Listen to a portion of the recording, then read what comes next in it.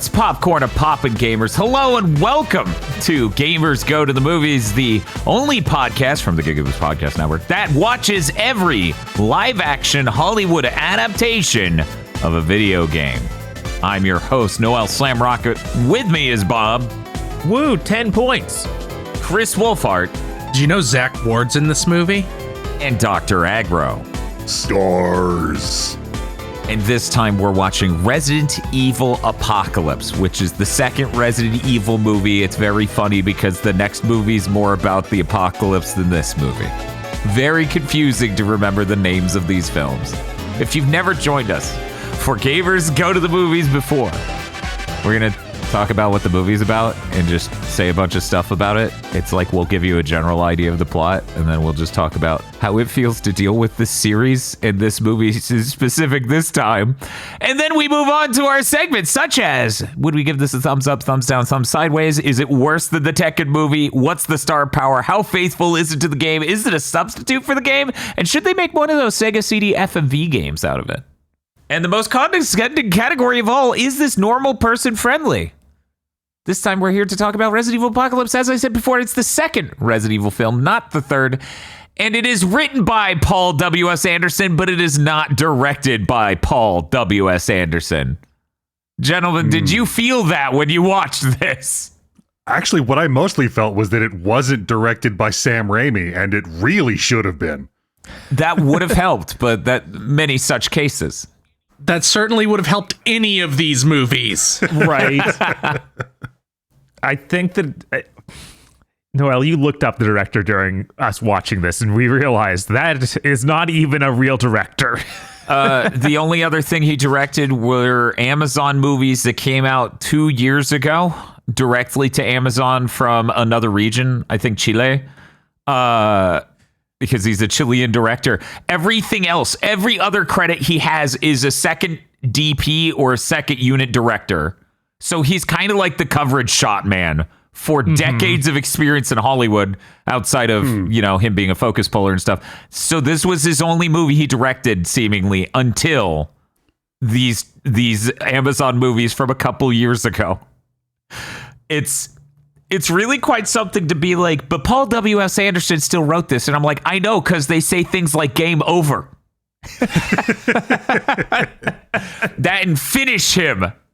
Yeah. Because again, director of the Mortal Kombat movie. Yeah. Yep. It really does feel like it was written by a 10-year-old. That's the power he brings. Mm-hmm. That's the kind of energy I bring to the multi-million-dollar production. I feel like this is perhaps the most appropriate to the time Resident Evil movie. Interesting phrasing. How do you mean?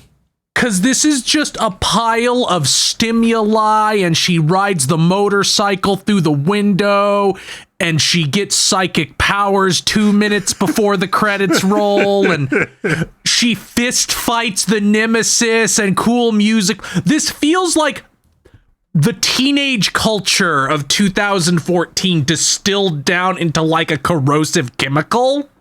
Like we're like Nile Red, the chemistry YouTuber, turns this movie into acid. Would that be appropriate? Because this was released in 2004. So would that be appropriate at all?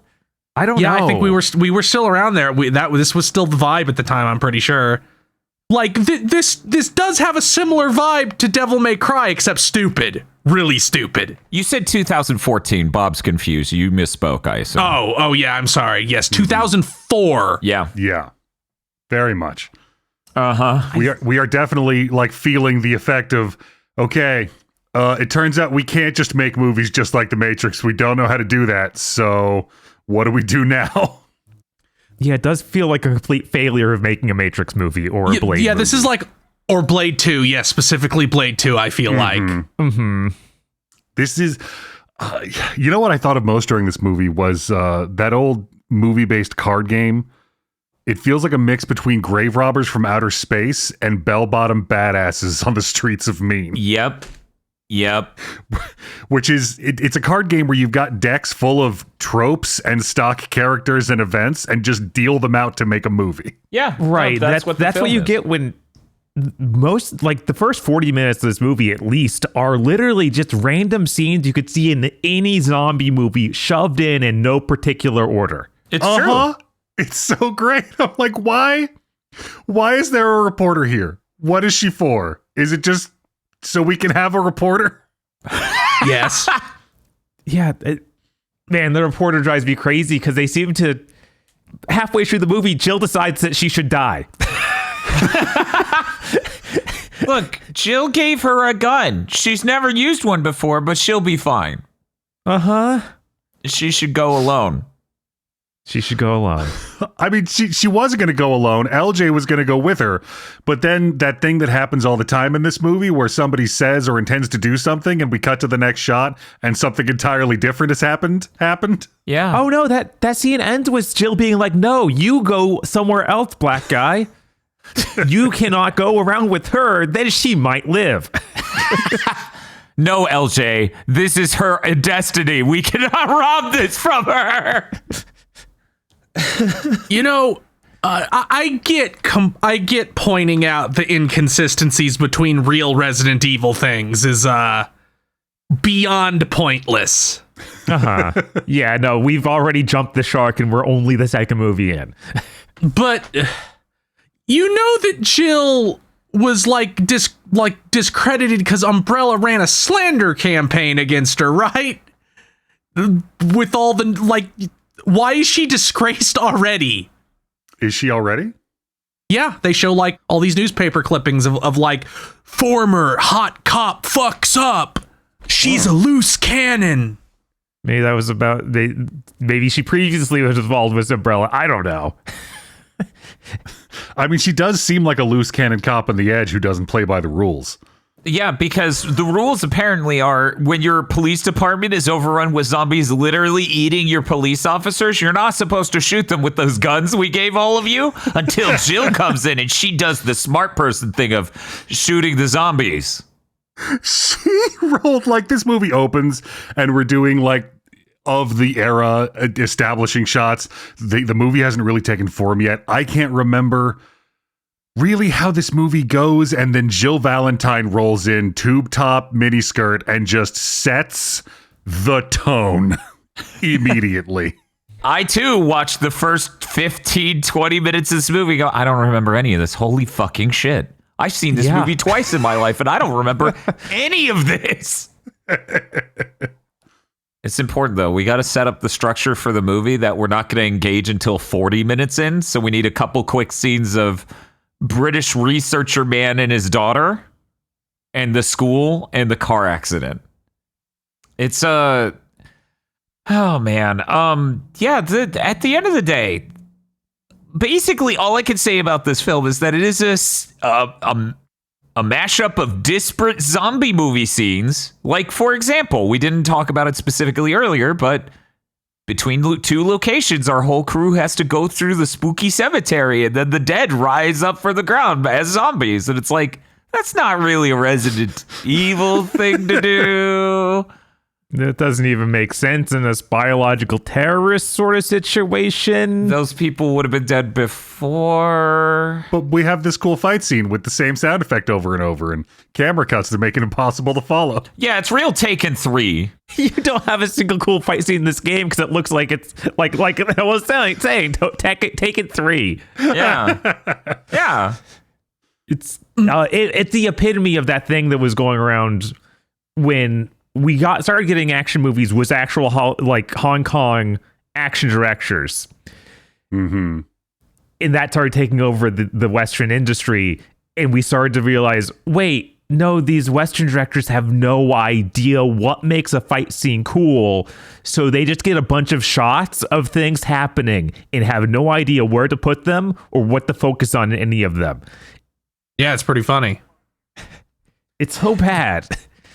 What year was the AVP? Because this is almost identical. When this movie ended, I looked at Bob and I was like, if I had to say this movie's style of cinematography in a few words, it would be, they got coverage. These movies, released a month after AVP. Yeah, no Paul wonder. W.S. Anderson didn't direct this one because he was directing AVP. Man,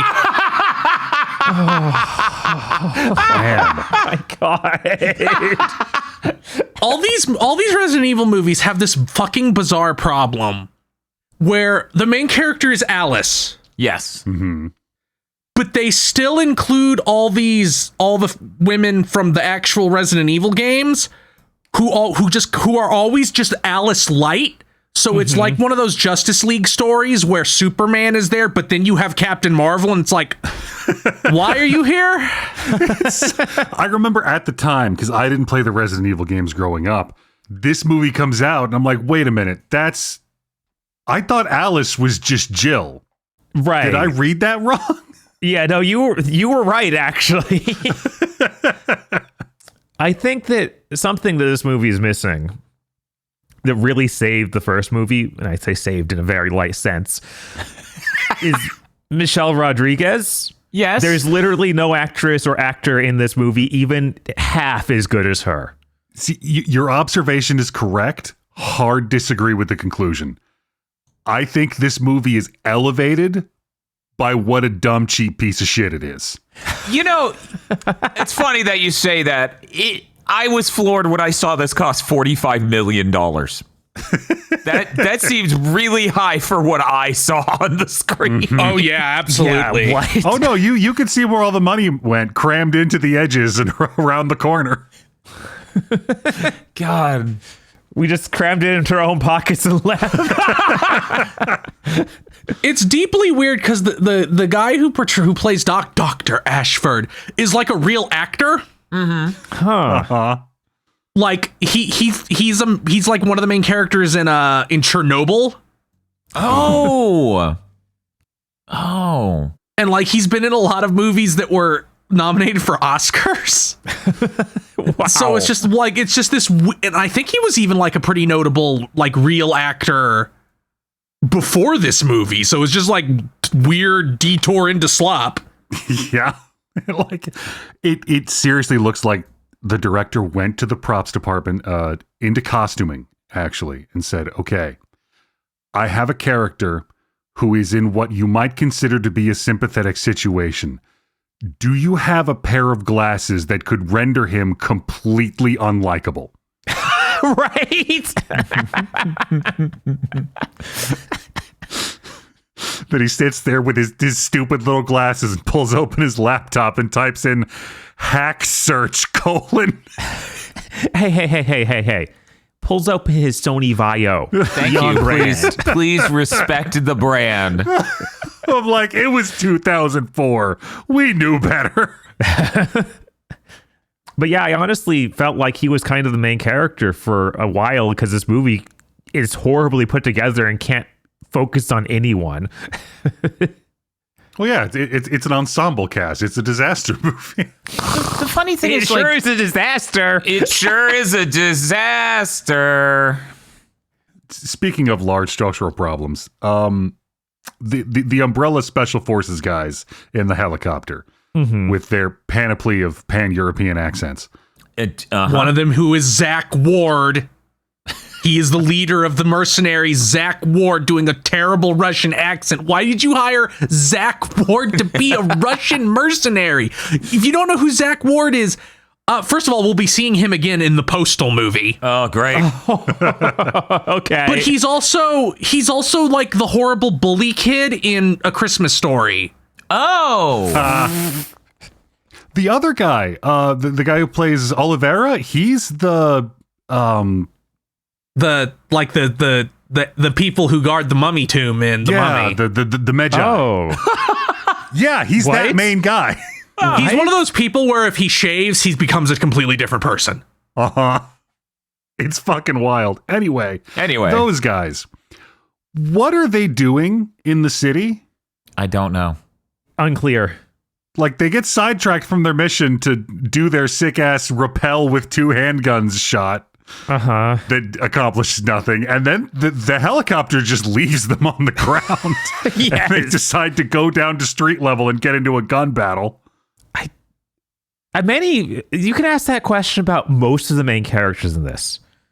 When Jill is like, they're at the exit to the city, and do that whole closing off the city thing. She then berates the other cop that she's with of like, why didn't you leave when you had the chance? It's like, lady, I think we were all trying to leave just now. What are you talking about? Okay, so that's the weird part about the setup of this movie. There was an indeterminate amount of time that passed during which Umbrella set up a 40-foot wall around an entire metropolitan area. Yes. Yeah, we're already at the point where Umbrella is the corporate Deus Ex Machina. Because it's like, Umbrella's gonna nuke Raccoon City. It's like, what? Right? Like, they'll cover it up because no one has made a phone call in how long has it been? Like, what? I'm not asking for faithfulness to the games. I'm asking for you to not be stupid. Right. I love it. It honestly, it's what elevates this movie. Wow. This is a Sci-Fi Channel original with its budget run wild. It is. Now, before we move on to the nuke, real quick, when you have a character say the city will be nuked, you do not need another character to ask how big the nuke is. And you don't need the third character to be like, oh, that nuke is so big, we will definitely die. It is a nuclear bomb. That's ridiculous. Once again, I bring a real I'm 10 years old energy to the multi-million-dollar production.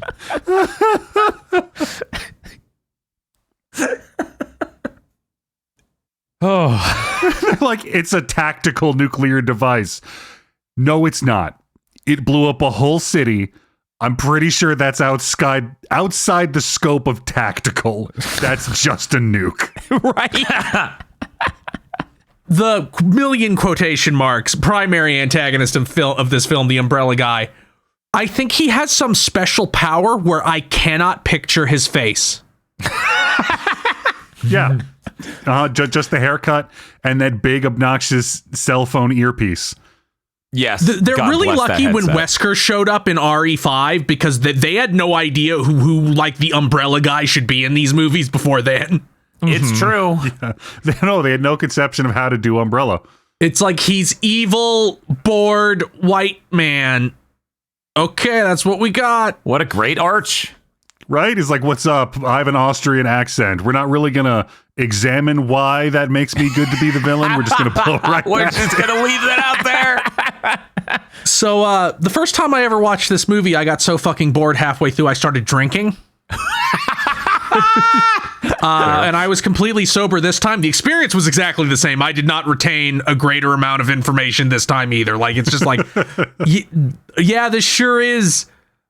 Let's shake the dice and see what scene we go to after this. You could like rearrange most of the scenes in this movie and it would not produce a different experience for the viewer.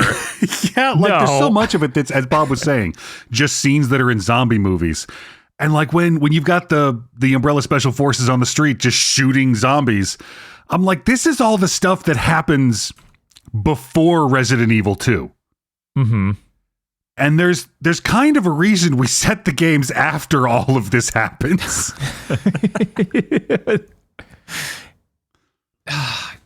God, it's so frustrating. Just trying to, like, and then they end up in a church, and then they're in a church. And, oh no, the guy in the church he's feeding bodies to this girl. Oh my God, that's insane. Yeah. And there are zombies outside, and now there are lickers in the church, and now Alice is going to fly through the window on her motorcycle and be cool. And when she shoots them, they die instantly because she's cooler than everyone else. Yup. Oh my God. She like goes into the military surplus store to gear up and gets her hands on like the most ridiculous early 2000s club-inspired outfit Yes. I have ever seen. Was like, okay, like you get the mesh top, sure, you like the mesh top. What is up with the asymmetrical pant solution you have acquired? Okay, so that ties into a behind the scenes thing I saw. For people who don't know, I own all of these movies. I own the final chapter on 4K Blu-ray because it was on an insanely cheap sale because, well, it sucks. So does this one. I got the entire collection for like $12, basically. So I'm watching the behind the scenes, and at one point, Mila Jovovich is like, yeah, I got to contribute to the movie. I was like, what if it's like a heat wave in Raccoon City? So that's why our characters are dressed like this. And then we went to film in Toronto in February, and I was dying. And then it cuts to LJ's actor. No, actually, it was the big buff Carlos guy. Yeah. He's like, Yeah. I'm wearing this outfit. It's cold as hell. But I'm sitting next to these actresses who are wearing basically nothing, so I can't sit there and grab my arms and be like, it's fucking cold, because they'll kill me. Oh my god! Because they left the heat wave line in. Yes. It's still just her and Jill. Yeah, no, they put a heat wave line in. They cut to a meteorologist to say this abruptly at the beginning of the film. Which I didn't even think of that at all throughout the rest of the film, but then they bring that up in the behind the scenes. Like, that's why you.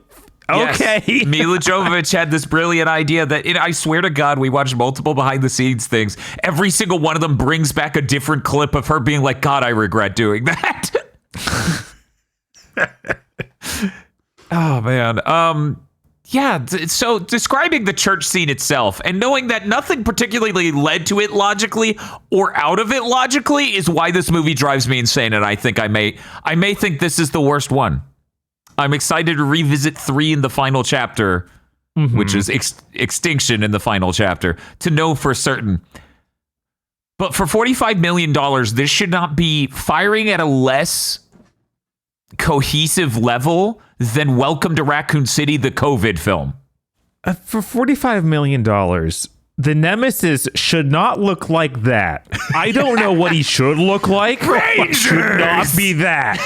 I don't know. I kind of love the Power Rangers Nemesis. I think that's delightful. Straight up Power Rangers TV. Like, this is not even Power Rangers movie level. I think he looked fine until he literally put up his dukes. Yes, no, that's Then the that was- proportions of the costume come crashing in. We have to see which of you is superior. Alice hasn't displayed any superpowers beyond vague badassery yet. I mean, she What jumps do you real mean good. what do you mean she's just gonna square up against Nemesis? What is wrong with you? yeah. And also, this isn't how science works, my guy. Or selling bioweapons. Who the fuck put you in charge? Take that dumbass earpiece out. Yeah, you should at least be recording this fight and having people bet on it or something crazy. Yeah, what the hell? Yeah, I think that what the goofiest part of the costume, other than the face that looks terrible, or the shoes that are just hilariously big and goofy, like he's wearing Kingdom Hearts shoes or something. I don't know why, but every time I saw his giant fucking boots and saw how big he was, I was like, it just made me think of Shaq and that stupid as hell Knott's Berry Farm tweet from forever ago where he's like, my butt's too big for the ride. I don't know. I'm broken, and his shoes just made me think of that motherfucker's huge like Shaq. And so I disassociated and thought about that tweet for a bit. I'm like, oh, that's nice. Then I came back to the movie, unfortunately. Okay, so I didn't play 3. Is him saying stars a thing from the game?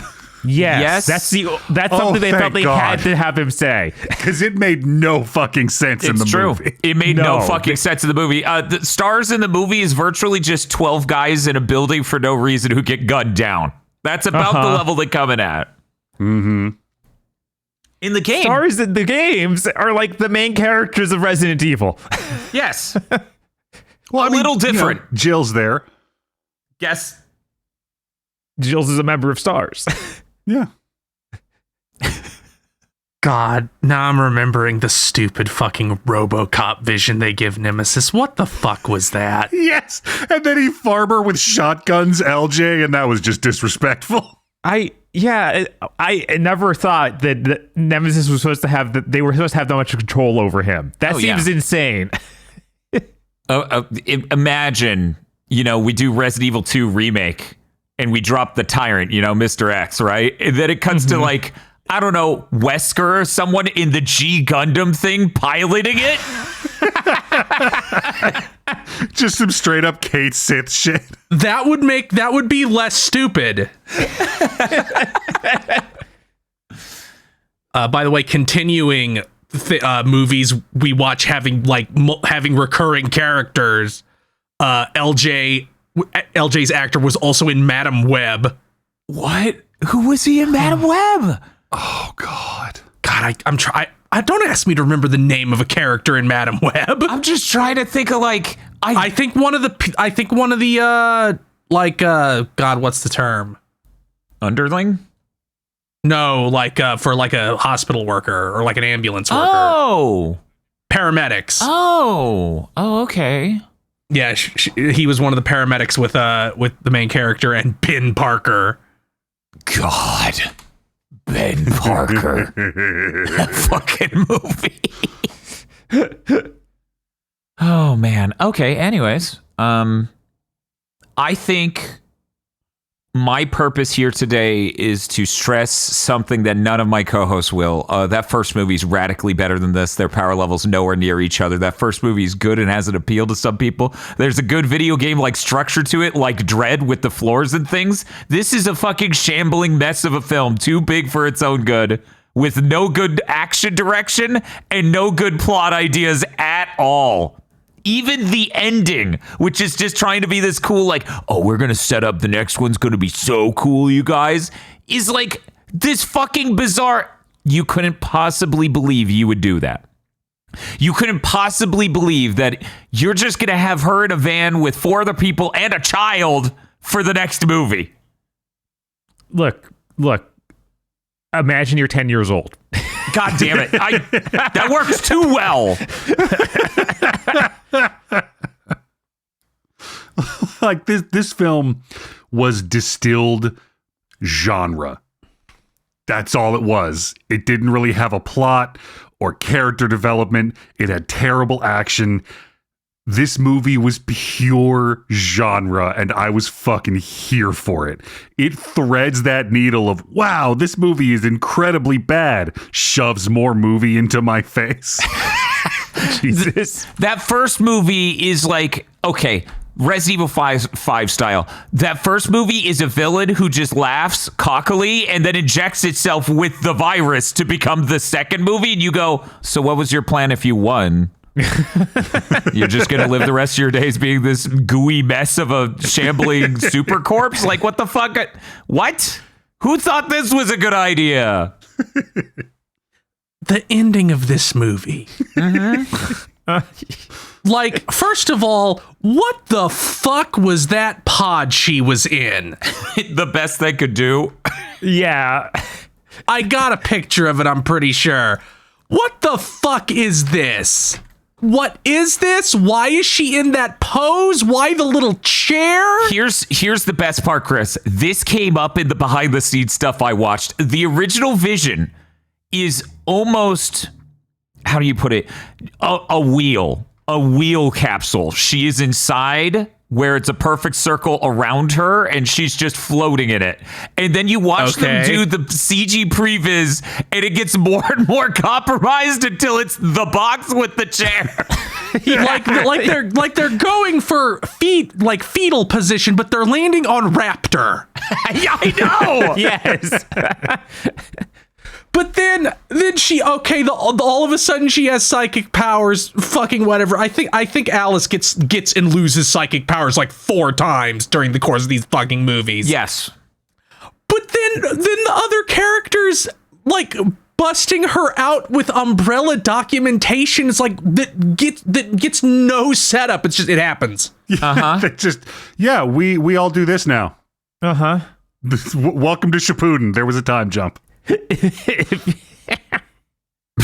If you're 10 years old, it's really cool. Like, yeah, she has psychic power, so obviously she will just kill her way out and escape. So, okay. No. Here's the amazing thing. If you watch the behind the scenes, the alternate ending, the deleted alternate ending, is that she breaks out on her own, basically. And then once she's out there, she sees someone next to a van. And I think it was supposed to be Jill, but it didn't really look exactly right. But it was probably Jill. And then it just ends.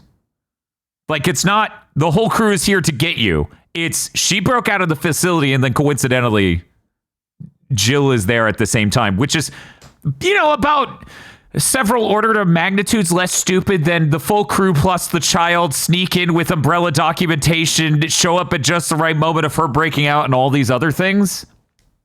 Also, I need to bring up again, the original ending to the first movie, she gets superpowers and fights Umbrella. And then they went with the ending in the final film, which is show how fucked up the city is. Isn't that cool? Imply that we're gonna set the sequel after everything that happens in the sequel. So I really thought that anything at the end of this movie would feel like it was leading into that third movie at all. Nope. No, not at all. Yeah, that's part of why that's part of why I rage quit the fucking third movie. These movies are the closest I have ever felt to that burning, like, teenage feeling of people are fucking sheep. Specifically this movie franchise, because these all do great. Every single one. It's like, fuck you. Like, it's so long it had to be multiple generations of people. Uh-huh. Mm-hmm. How fucked up is it that Hollywood can't even make this shit anymore? Damn. I mean, during the Lords of Shadow 2 stream, I was talking about how much of a failing it is that there is no popular there's no game IP right now, no AAA game that involves vampires. And this is the same thing here, where it's like, why can't Hollywood produce this? It did well every single time. It made much more than its budget. Mm-hmm. Man, it not connecting to the next movie is really pathetic. I was kind of impressed this connects to the first movie as well as it does. My God. No, I'm sorry. The opening of this movie, where they cut in at the end of the first one, and they're bagging and tagging them, and they like put them in the Nemesis program, and then it's just a bunch of guys in the full like mop gear with guns. They're like, open up the hive. I need to know what happened. Hey, you think maybe we should check any of the electronic recording devices we have operating? No, we should just open the giant seal door, send guys in, and then I'll stare at my absolutely useless 90 degrees turned counterclockwise wrist readout that is showing a bunch of infected charging the door and do nothing. Mm-hmm. Yeah, their big plan for reopening it was those 10 guys will stop this.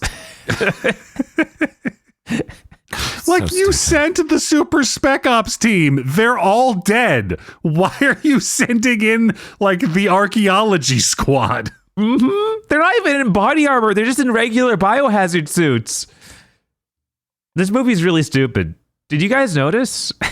It is. It got to the point where I realized, this movie, it's not just the usual circumstance where they either have no knowledge of or don't care how grenades and explosives actually work, because they seem to work pretty consistently.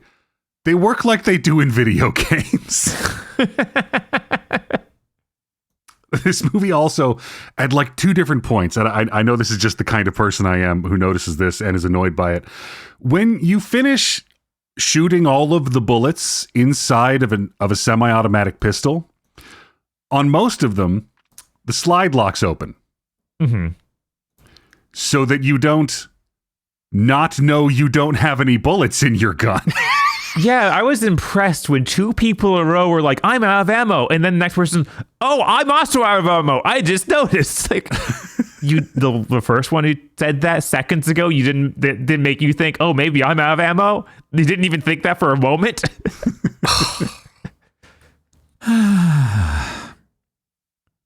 Let's real quick before we get through our categories even. Mm-hmm. Actually, we can add this to the beginning of our category section. I'll do that then. Special little Resident Evil subset. Before we get there, I've got to throw it to LJ.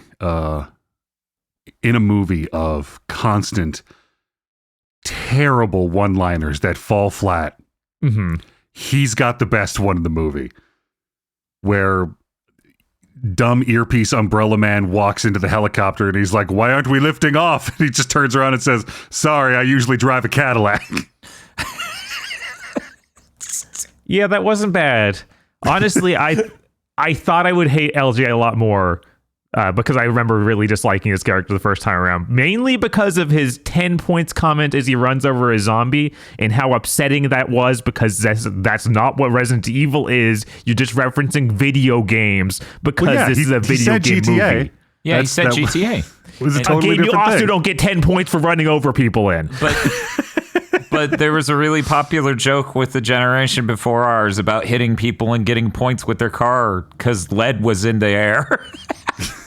God. Now, Bob, have you played the original GTA? Yeah. Nobody has, so we don't know if that game has points Yeah, or not. Bob, that might actually be the case. I haven't played those in over 2 decades. Yeah, maybe. I don't know. I played that a long time ago. Like, LJ should be the worst character in this movie. In most other movies like this, he probably would be. But this is Resident Evil Apocalypse, where all of the other characters are weird cartoon people or like one-sentence stereotypes. LJ is the one who has the most like depth and texture of this whole fucking film. You shouldn't be right. But then I have to think back. I was like, yeah, no, I can't get behind saying Jill's a decent character. She randomly killed a reporter. The way that reporter died was so fucking weird, because she's going through the school and she goes into a room and sees a little girl and does the understandable, "Hey, what's wrong, little girl?" And then the obviously zombie little girl turns around and there's suddenly, with no sound, like 20 other zombie children behind her, and they tear her to pieces, and like they drop the camera on the floor and like show the camera recording her dying. And I'm like, this feels like you think it's a payoff to something, but it's not. Yes. And then once that's done, all the little zombie children wander away, never to be seen or heard from again.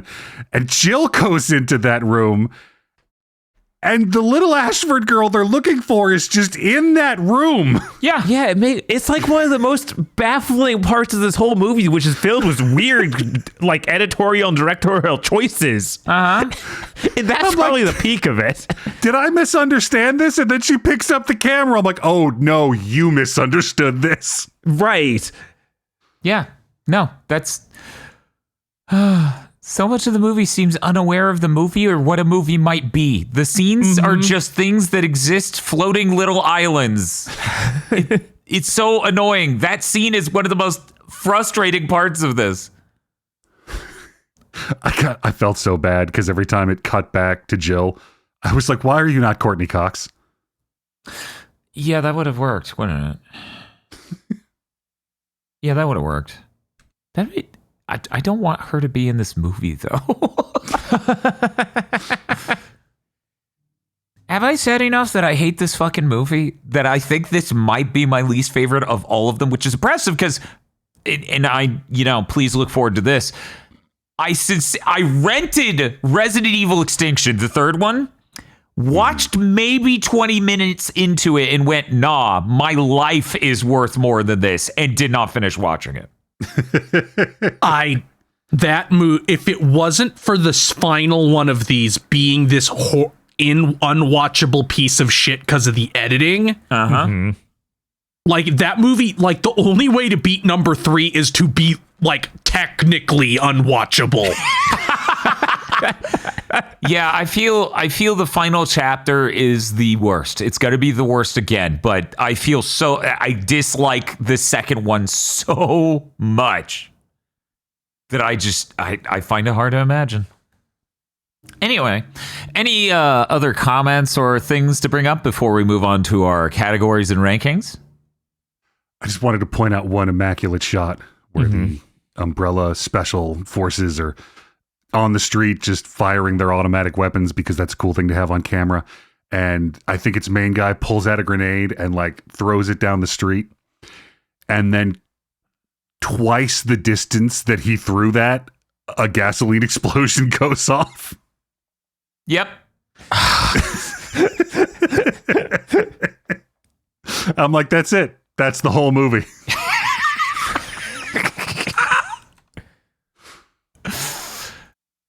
Okay, well, let's get to our categories. We're going to go ahead and start off with a new Resident Evil sub-series category. How do you rank them? Specifically, at this point, you have to tell me which is your favorite, the first one or the second one. Which one do you think is better? We're going to start with Bob. Bob, between Resident Evil 1, which, by the way, originally was going to be called Ground Zero, but then 9/11 happened. Between that and Resident Evil Extinction, Apocalypse, which one's your favorite? I guess the first one because it has Michelle Rodriguez.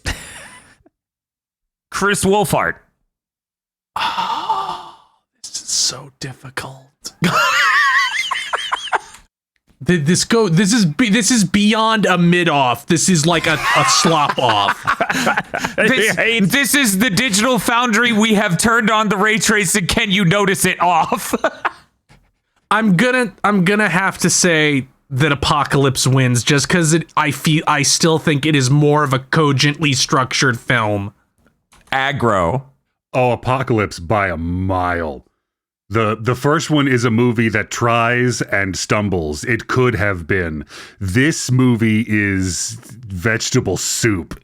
Nobody expected structure or texture. It's just delicious and smooth. I would watch it again tomorrow. Jesus. Obviously, I enjoyed the first one a lot more. I think it has a much better idea of how you set up a plot with intrigue, have action sequences and horror elements, and then set up a structure for the movie and tension at any point.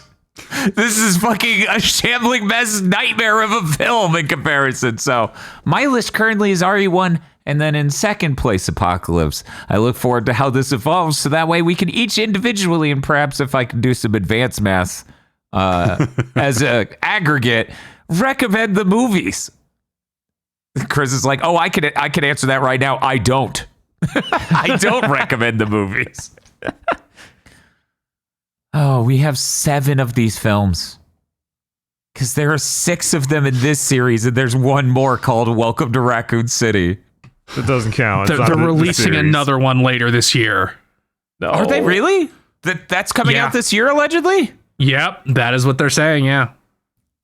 Wow. Man, what's real fucked up is revisiting 2 has made me actually hopeful about 3.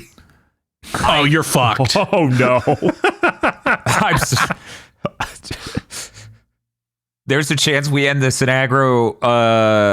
Aggro, my lists are completely opposite. Bob, like what? 2 was perfect. It just needed more new metal. That would have helped this a lot. You know, for this viewing, Bob, should I go get like the 3D Blu-ray of the 4th movie and then we can watch it on the PSVR 1? Jesus. But worth noting, the upcoming Resident Evil movie, which comes out on September 18th of this year, it's being directed by one of the founding members of Whitest Kids You Know. Oh, right, oh, that might guy. actually be good then. Oh, no. Yeah. Yeah, that guy does horror movies. I forgot that was the project he was in charge of that I would have to watch. That's great. Nice. I'm very excited. There's no way he can make something as bad as Welcome to Raccoon City, right? God. Welcome to Raccoon City, like just broadly, it doesn't make sense to say anything else about the film other than it's a COVID film. Like, it just is. Anyway, let's move on to our normal categories and remind you, hey, what's up? Did you know that if you like this show, you can support us over at patreon.com/gbpodcast so we can keep doing this show and shows like this, such as our soon-to-conclude anime review podcast, Chugging Bleach, where we have to watch all of Bleach It can't be for nothing. That's patreon.com/GB podcast. Gentlemen, what sort of thumb you giving this? Thumbs up, thumbs down, or thumbs sideways? We're going to start with Aggro. I should be ashamed of giving this movie a thumbs up, but I'm not. You should be, yes. There's that's no correct. meat. It's all gravy. Chris? Down. That's probably going to be every single Resident Evil movie, frankly. Yeah, I couldn't blame you. But the fifth one is so good, it'll be worth it. It'll be worth watching all of these to watch that one. Bob. Yeah, all the way down. This is a structural nightmare. Barely a film, just scenes all in a row. I honestly wanted to turn it off by the time we were at 40 minutes. It was really fascinating and engaging when it was showing me an intro I didn't remember at fucking all. Yeah, sure. That was about when it stopped being interesting, is when it stopped showing that, because, you know, they had insane shit like Umbrella sending in guys in just normal hazmat suits to deal with the zombie facility that was overthrown. I'm giving this a thumbs down. I think it's terrible. There was a good bit there where I was convinced by a friend that this movie wasn't that bad, and revisiting it, no, it is exactly that bad. There's a reason I was that upset. And then I watched the third movie, and it's like, hey, you watched the second movie, right? And I'm like, yeah. And it's like, okay, you would like me to reward you for that? I'm like, yes, I would. And they go, too bad. We're just going to ignore everything, and we're doing something else now. And I'm like, what? All right. Next category, is this worse than the Tekken movie? Yes, this is worse than the Tekken movie. It has so much more money, but it is somehow as stupid, bigger, and worse directed. This doesn't even have the clumsy bullshit fight conclude the movie in a high school gymnasium like Tekken did. I wish we were back at that. God, the Double Dragon movie clowns on this. Christ. We're gonna go to Bob next. Hey Bob, is this worse than the Tekken movie for you? I feel like this is what if the Tekken movie had 10 times the budget. If the Tekken movie was $45 million, and no, that doesn't make it better. It is in fact somehow worse. But it does make it $45 million. Yes. Yeah, no. It's so bad. Okay. That's so is this worse than Tekken? Yes. Yes. Okay. We're gonna go to Aggro next. No, this is not worse than the Tekken movie. The Tekken movie, really, it feels like they thought they cooked. This movie kind of knew what it was doing. Did it? I don't think it did, no. No. I do. I get that feeling. You don't put Jill on screen that consistently and not know what you're doing. She fist fights Nemesis. It was fucking funny when she fist fought Nemesis. And it was maybe the worst cut together action sequence I have ever seen in anything. Yes. Like, oh no, I can't beat him with my fists. Oh, there's a sharp thing behind him. Let me try beating him with my fists. It'll work this time. And so it did. There's also a part where she's on the ground, and as her recovery move, she's clearly going to put her hands on the cement, lift her lower body up high, and kick him. And they cut from that to her standing. Like, there's so many moments like that in that fight. Is it going to be a trend in this podcast for things that should not be able to be killed by a piece of rebar to be killed by a piece of rebar or defeated by a piece of rebar? Because we're at 2. We're at Rampage in this. Jesus. That before we move completely past talking about the movie, I need to talk about that awful action sequence that was clearly the entire reason they built part of the movie, of her running down the building shooting the guns. They did so many shots of it. They thought it was cool. They thought it was so cool. It was the lamest thing I've ever seen that someone tried to tell me was cool. She's just waving her legs in midair, like air running is they lower the rope that she's attached to next to the building. They should have just sped it up by 30% and played a Hanna-Barbera running sound. Like, it doesn't even pay off. You don't get they just cut to her being amongst them. Uh-huh. Yeah, and the craziest part is, like, we never explained how she got on top of the building. And the funny thing is, when I brought this up to a friend outside of the theater long after seeing it, they're like, what are you talking about? No, they explained how she got up there. And then I watched the movie again and I'm like, no, they didn't. She's just up there and then runs down. Kind of. God, what a... Anyways, hey, Chris, is this worse than the Tekken movie?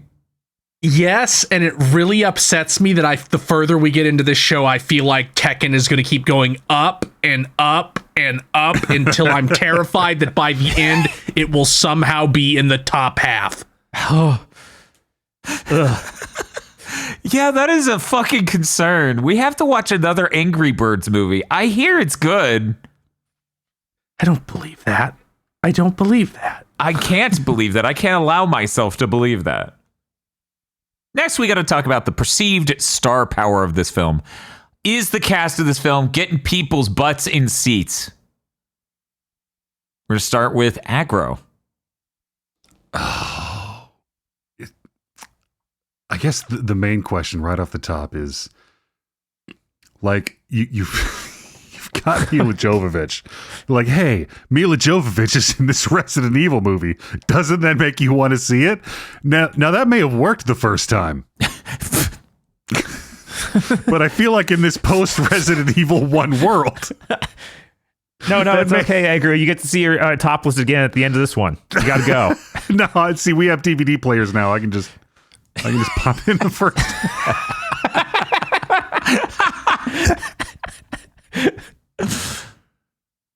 Oh, God, I may have to give it a 1. There's like Mila Jovovich is in it, but we kind of burnished the shine on that star. I'm sorry, I started losing it over like a Microsoft exec being like, we're competing against social media, gambling apps, and also the fact you can pause it on the scene where Mila Jovovich is nude in the first Resident Evil. That's your competition? Yes. You would not have to work hard to like cut that into the PS3 E3 conference, and I'd probably believe it. Oh man. Okay. Bob, what do you see the star power as? Yeah, this is a 1. Like, this might be the most pathetic star power we've seen in these, like, any of these movies. Mila Jovovich, as I was just saying, no, she was in the first one. It's fine. You don't need, like, it's no longer a big deal at all. And no one else here is anybody. I'm kind of still torn on my number. We're going to go to Chris. Can I give it a 0? No, it's a 1 to 5 scale. Well, then I guess I'm going to give it a 1, because Mila Jovovich was never that big a star to begin with. No. And in these movies specifically, her appeal is just attractive woman. Like, anybody could be Alice. But she is Alice because she's married to Paul W.S. Anderson. Or maybe that doesn't actually happen until later, but it does happen eventually, which is very revealing. There's one superstar in this film, Mila Jovovich, and she's the Scarlett Johansson of the aughts. So I'm giving it a 1 because there's that many superstars. She's not the Scarlett Johansson of the aughts. No, she's totally never that big. Totally up there with ScarJo. No, incorrect. I definitely didn't say anything sarcastically or ironically. I definitely meant every word I said there about her being a superstar. I better watch Ultraviolet and it whips ass. I bet it's better than any Resident Evil movie. The real superstars of Hollywood: Tom Cruise, Leonardo DiCaprio, Mila Jovovich.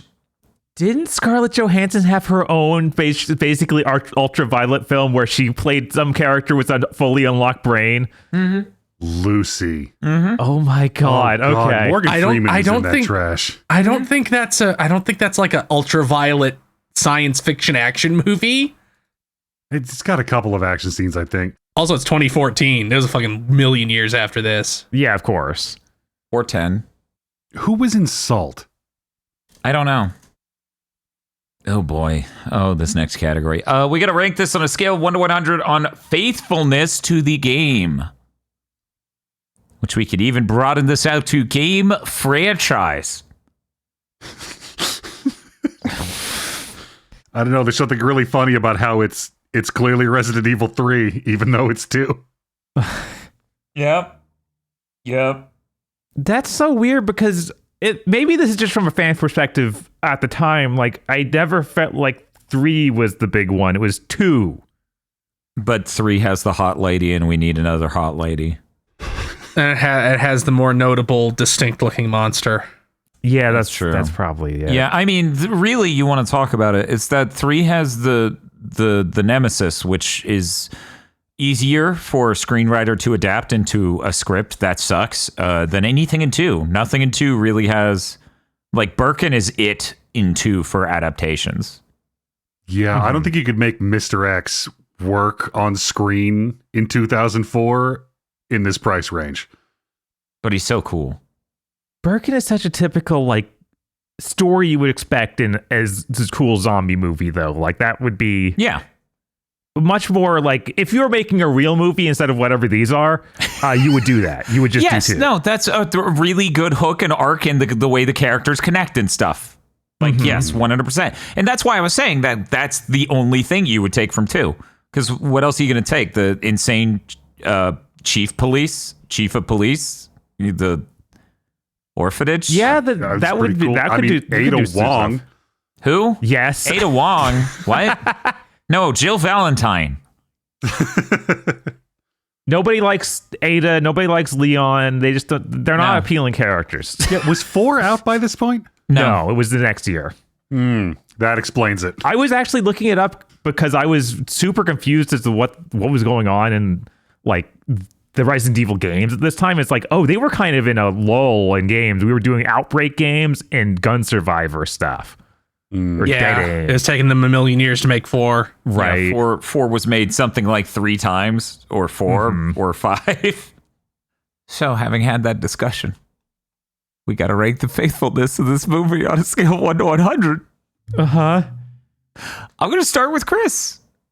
Well, let's see. It has Jill Valentine. Mm-hmm. It has Nemesis. Check.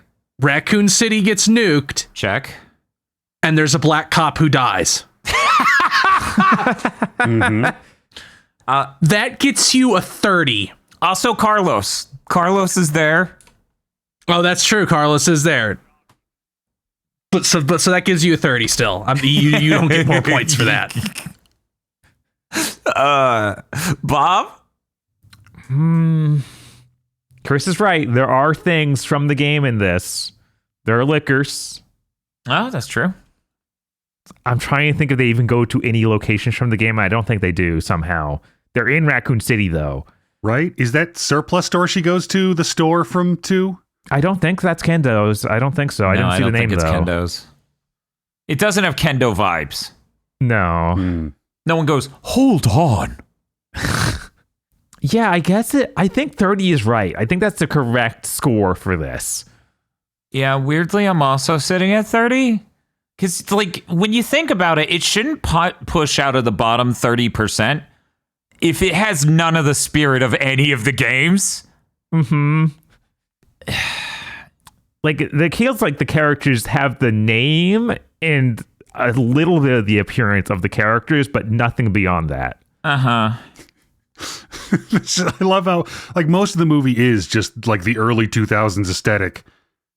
And then look over there, that's a lady in the Jill Valentine costume. Yeah. Right? It doesn't really fit, no. Aggro. I think by virtue of having Nemesis and Jill Valentine cosplay, like, I gave the first one a 30. I'm going to have to bump this one up to 35. Would you say this is a suitable substitute for the game?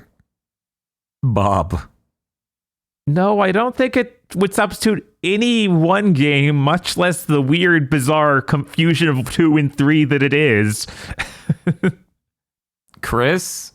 No, and the insinuation is offensive. I'm also going to say no. I feel like you really don't get an idea for what Resident Evil is based on this one, even more specifically, because Umbrella looks like fucking clowns in this. In the fucking games, they're like nth-dimensional fucking chess players. The only thing this movie is a viable substitution for is a head injury.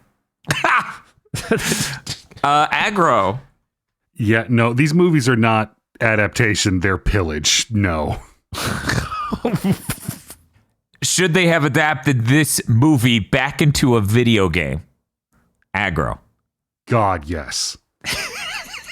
Oh my God, yes. I want the bad third-person shooter with terrible melee combat you would make out of this. Trying desperately to incorporate Alice jumping over fences as a core gameplay mechanic. She's got a really good jump, though. You would just hit the jump button, she would make a pose, and then wire work her way into the air. But not till like halfway through the game when Ashford like explains to you over the radio that the T-virus will let you jump. Ashford gives you approval. Alice gives him the sideways thumb to the down thumb. Jesus. Help. I'm going to say no. Resident Evil had enough it was going through at the time. We really don't need this invading back into... I think this would actually critically harm the Resident Evil IP. I think It's cool. We'll just call it Biohazard over here. Jesus. Chris, what do you think? I have to say yes. I want to see what the Alice game is. I want any other movie for that. I'll just say it for every single one.